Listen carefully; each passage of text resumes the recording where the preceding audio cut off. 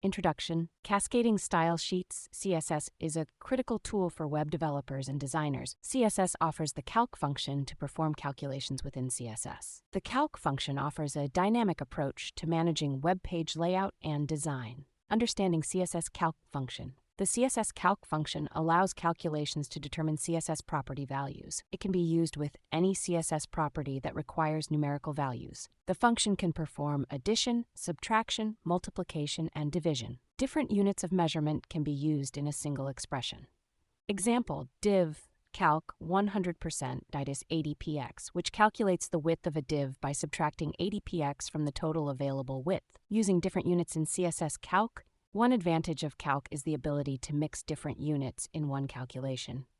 Example, div padding calc 5%, which calculates the padding of a div by adding a relative unit em and a percentage unit %. Tips and tricks. Whitespace is essential when using operators to // within the calc function. Division by 0 is not allowed in the CSS Calc function and will result in an error.